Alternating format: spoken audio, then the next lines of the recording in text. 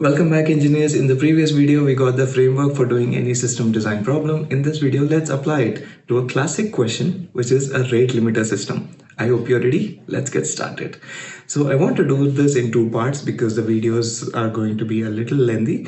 So in the first part, I want to take you through the requirements, the functional, non-functional requirements. We're going to break it down, and then we're going to do some diagrams around user flows, and then we're going to break down into components, and we'll see architectural characteristics. And in the next part of this video, we're going to go deep dive into the architectural decision records. We're going to see why each decision was made, and we're going to discuss them in detail. Okay, so let's get started. So I'm going to use Git for all these system design problems. So the link for the GitHub is available in the description. Definitely check it out. You can fork it. If you want to make any enhancements to the design, definitely feel free to send across a PR. So in this folder, we have designs, and the first one is rate limiter. Okay, so you're going to see all the architectural decision records here in this folder, and the main design itself is there in design.md, which is what I'm previewing here for you. Okay, so let's go through this. System design for a rate limiter system. So this document provides a detailed overview of the system design for a rate limiter system. A rate limiter system sets a limit on the number of HTTP requests this system can pass through over a certain interval of time before blocking them, right? So there is a system that will put in, which is going to look at some intervals and will decide if some request is going to be passed or failed. Okay, these are some examples. Maximum 5 login attempts per minute, which means 1 minute is the interval, and there can be a maximum of 5 login attempts, failed attempts, right? So if it's a successful attempt, then we don't need to worry about it. Maximum 3 tweets per second. So in this case, let's say a user is trying to send out tweets using a API request. So that can be programmed to do multiple parallel requests, right? So there is some rate limit here, let's say 3 tweets per second. Maximum 4 bookings from same IP address in a week. Let's say we want to do some restriction on the reservation system of something, maybe train booking, bus booking, or movie tickets or something like that. So maximum 4 bookings from the same IP address in a week. So here we're going to keep track of the IP address from where the bookings are coming from, and maximum 4 bookings are allowed. So these are some of the examples for a typical rate limiter system. And these are the why. Why do we want to put such restrictions in place?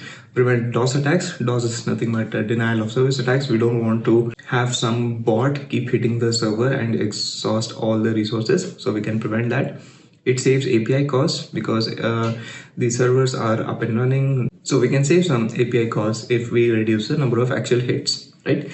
And it also reduces server load because less load means good performing servers. So we can also get that benefit here.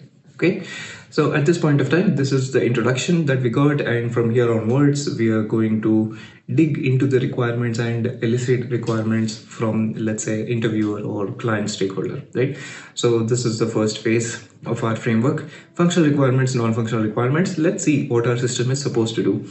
So a rate limiter system should allow configuration of rate limits and rules, right? So there should be a place for configuring limits and rules per resource, per user, or whatever. So the next one is system should allow configuration of the storage server. So system should give me a facility to configure my storage server. It could be Redis or a database or whatever. So I should be able to configure it. System should accept connections within the set rate limit. Yes, that is the main purpose of the system. System should reject connections outside of the set rate limit, right? Again, main functionality. System should reset limit when the set interval is passed. Another critical piece of information. System should support rate limiting across multiple servers in a distributed environment, right? So let's say my server is having multiple pods and each server is responding to user requests. The rate limiting should apply across all pods and not just one server, right? And that is the main requirement. So these are the functional requirements. Now let's look at the non-functional requirements. So non-functional requirements can be given in a broad way, and it helps to bucket them into different categories just so that we have a clear system, and we can actually use these functional non-functional requirements as a checklist so that at the end of the design we can actually come back and see if we have missed any point, right? So non-functional requirements go like this. System should be independently deployable, which means think of it like AWS or Google Cloud offering a rate limiting as a service, right? Which means Some people may want to just subscribe to a rate limiting service and it should be deployable within their virtual private cloud or whatever, and it should be independently deployable, right? That is one of the requirements. And next, let's talk about scale. System should support large number of requests. So when somebody is saying a statement like this, we want to get into a little more specific and ask them, hey, what is the number that you're looking for? Is it 1 million? Is it 10 million? Is it 2 million? What is it? So we're going to get some numbers like this: 100 million daily active users. And from that, we can derive that there's going to be 10 million requests per second, right? Probably 1/10 of that. Okay, so this is the scale we are looking at. And performance-wise, system should not slow down current HTTP response time less than 10 millisecond rate limit check time, which means we have a maximum of 10 milliseconds to play with for actually checking if a rate limit should be applied or not, right? So it should not slow down the overall, it should not increase the latency, let's say. And the next one is system should have lower storage and memory footprint, right? Another important metric to track. We don't want to shoot up our memory footprint and cost of storage just to do rate limit checks, right? So that is something we have to keep in mind. And availability, system should not break when something goes wrong with the rate limiter, which means rate limiter is kind of like a middleware, as we can already see from all these requirements. So if rate limiter goes down, it should not stop us from accessing the actual server resources, right? So that is also one of the ask. Okay, so these are my functional and non-functional requirements. So before we get into the design, we go phase by phase. We're actually going to see some diagrams and get through the workflows. Let's see. First, actors and actions. Let me open this image so that we can focus on it. So let's see. So before the rate limiter was in place, let's say our system was like this. User would send some kind of a request to, let's say, www.client.com, and client would send a request to a set load balancer, which is forwarding an API request to, let's say, one of these server pods. Okay, so it's a distributed system, right? And there is no rate limiting here. Client can keep hitting the load balancer will keep forwarding the request to the servers, and one of them will respond, and the same will be forwarded back to the client, right? A typical system before rate limiting. After introducing rate limiting, this is what we want to see. A user will send a request to the client will send a request to a rate limiter will send a request to the load balancer if a rate limit check is passed, right? So this is where we want to see this. So it could be some IP address of the rate limiter or some URL, right?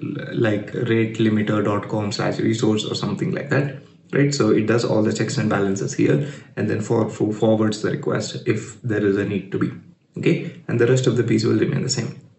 Okay, so that is our first ask. So that is our first check, to put the rate limiter in between the server side and the client side, right? So that is again a question. Where do you put the rate limiter? Do you put it on the client side? Do you put it on the server side, inside the server pods? Do you put it inside the load balancer?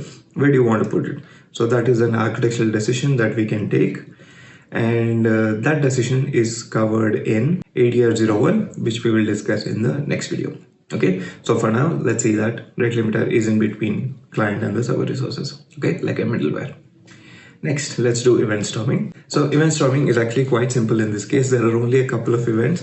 First is when a rate limiter is hit, there are two things that can happen. First, if a rate limit is reached, then the request is blocked. Otherwise, the request is forwarded to the server side. Okay, that's all we need to know about event storming. There are no other events. So coming to workflow, this is how it's going to look like. So from here on, we start to get to the component breakdown, as you can see. So what is the workflow that is expected out of the system? Client is making a request to a rate limiter. What should the rate limiter piece do? It should check in the config store for that particular resource one, let's say some kind of API endpoint or some kind of a database resource, or let's say this is rate limiter that is tracking at a user level or IP level, right? So what is the configuration allowed for this particular resource? So that is something the rate limiter will go and get from a piece called a config store. This is where all the configuration is stored at every resource level, right? So we're going to get the config back and we're going to now check at the limit store. So limit store will have the current limits. In the current interval, what is the limit for this particular resource, right? So that is what we're going to check. We're going to get the limit out from the limit store. At this point of time, the rate limiter algorithm will have two decisions to make: limit reached and within limit. If it is a limit reached case, we're going to block the request. If it is within limit, it's going to forward the request to load balancer, and the resources are returned from the server side and forwarded back to the client, right? So this is the typical workflow. So from the previous diagram to this diagram, we actually broke down the rate limiter as a box into three pieces: rate limiter, config store, and the limit store, right? And now after that, we have the components identified: rate limiter server, storage for current limits, storage for configuration limits. And at this point of time, we can actually do the quantum breakdown. Okay, so how do we do that? So we take one component at a time, the rate limiter service itself, which is the algorithm, and then apply the main characteristics that are possibly applicable to this particular service. In this case, I worked through this sheet and I went through the different architectural characteristics for each component, and then I've identified the applicable ones for each of the component. So for the rate limiter service, it is performance, availability, scalability, and concurrency as the main driving characteristics. And for config service, it is configurability as a main driving factor, recoverability, extensibility. We want to be able to extend the configuration to different resource types, performance, scalability, and availability. And current limits service, which will take care of the limits per resource. Here we want to have performance, scalability, and availability, followed by data integrity and concurrency. Again, how did I come up with this list and what is the framework used? These are all discussed already in the architectural styles video. Definitely check it out. So what we'll basically do is we go through each of these lists and we cherry pick the ones that are applicable to this particular component, and then we will list it down with respect to that component. Okay, so once we have these, we're going to group all of the components that are having similar characteristics, and in this case all three services have these ones in common: availability, scalability, availability, scalability everywhere. So those are my main driving characteristics, and because of this, all of them will be put into one quantum. There is no need for the system to be broken down into multiple quantums at this point of time. Okay, so we have one quantum, which is rate limiter, and these are the top 7 driving characteristics for the rate limiter quantum, and among them the top 3 are concurrency, scalability, and performance, right? As you can imagine, more number of hits would be coming to the rate limiter. We are looking at 10 million requests per second, right? 10 million requests per second, and we have concurrency to take care of, and it is also a scalable system. We need a high performance system. Okay, so these are my top 3 driving characteristics, and we're going to use this into the architectural styles worksheet, and we're going to mark scalability and responsiveness as our main driving characteristics. Scalability coming from here, responsiveness is also coming from here, which is performance, which will also take care of concurrency. Okay, so based on this, we have 2 5-star rating, which is a space-based architecture. So we are mainly going to be focused on in-memory systems, in this case a variant of a space-based architecture system. And if you don't know what the sheet is and why I've chosen space-based architecture, it's better to go through the video where I've discussed how to choose an architectural style. Okay, so definitely check it out. So in this case, we have 2 5-star ratings for scalability and responsiveness, and we're going to go with space-based architecture, which involves mainly syncing up with an in-memory store, a RAM kind of a system, so that it is highly performant and responsive. Okay, so that's what we need here. So we'll pause here. I think the video is getting longer for part 1. So in the next video onwards, we're going to look at C1, C2, C3 diagrams, and we're going to look at architectural decision records. Okay, so let's take a pause here. I'll see you in the next one. Cheers.